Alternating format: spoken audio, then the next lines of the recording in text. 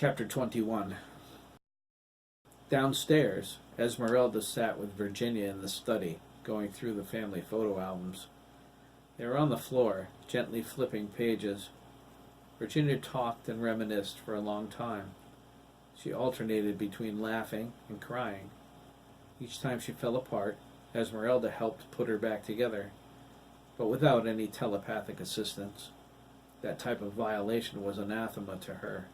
Virginia had the right to grieve. Esmeralda went to the guest room to retire when Virginia fell asleep on the floor. Mickey was sprawled out on the bed, fast asleep.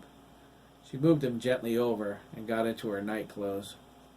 She turned to Sandy Sturgess, who was floating in the doorway. "I was wondering what happened to you," Esmeralda said. "You can see me?" "I am part of the passive mind link," Esmeralda replied. "Jeremy shared your frequency with me." "I was searching for them," Sandy replied, sounding tired. "I couldn't find them." He shimmered weakly. "You need to rest." "How can I do that?" Sandy complained, holding his arms out. "It's not like I can lay down. I tried that. Every time I lost my concentration, I fell through the sofa. I kept waking up under the ground. It scared the crap out of me. It was giving a whole new meaning to the words dirt nap." Esmeralda laughed. "You have to sleep inside someone, son," she said. "You should have come back earlier.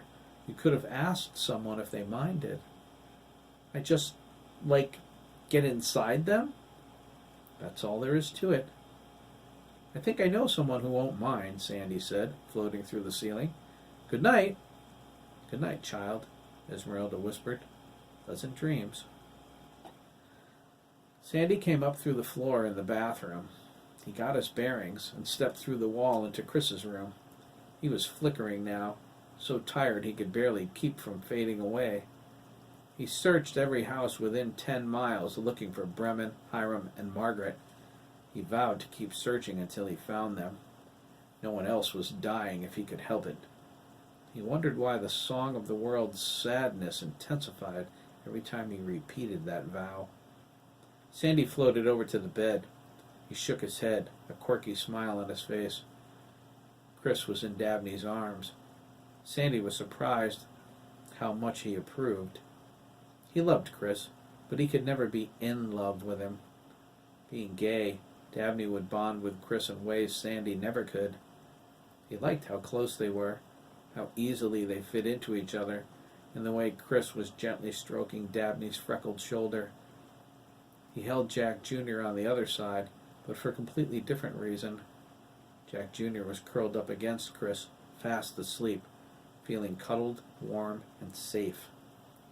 Sandy thought, maybe Jack Jr. will host me going forward, especially if Chris and Dabney become more intimate. That would be a little awkward with me inside him. He reached out and flowed into Chris. Chris stirred, slightly confused. He felt the warmth of his friend's presence and sighed. Dabney dreamily hugged Chris. "Love you," he said, half awake. A second later, he was asleep. Chris smiled and kissed his forehead. "I love you too, Dabs," he whispered, and fell asleep too.